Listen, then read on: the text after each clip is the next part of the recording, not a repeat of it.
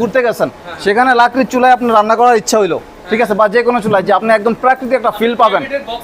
হ্যাঁ, এটা দেখেন, এটা এইভাবে নিলেন, আপনি মনে করেন কাঠ কিছু আমি যেভাবে সংগ্রহ করলাম রাস্তা থেকে, এইভাবে কিছু কাঠ সংগ্রহ করে আনলেন, কাঁচা ভিজা যে কোনো কিছু। আপনি প্রথম শুধু আগুনটা জ্বালাবেন একটু শুকনা দিয়ে, জাস্ট এনাফ। আগুন জ্বালানোর পরে যেই ধরনের কাঠ দিবেন ধোঁয়া জ্বলবে একদম, ঠিক আছে। এরপরে আমরা যে যদি কারেন্টের সংযোগ না পান, এই যে ব্যাটারি দিয়ে দিলাম, আপনি ব্যাটারিটা নিয়ে গেলেন, ব্যাটারি দিয়ে আপনি চালু করে দিলেন ফ্যানটা, আপনার সেই রকম ফ্লো এবং সেই রকম ফিল।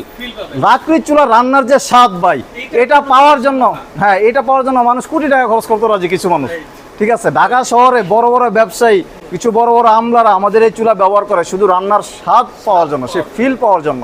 আমরা অনেকেই মনে করি যে আসলে বর্তমানে মনে হয় হাইব্রিড খাবার দাবারের জন্য রান্নার স্বাদটা কমে গেছে।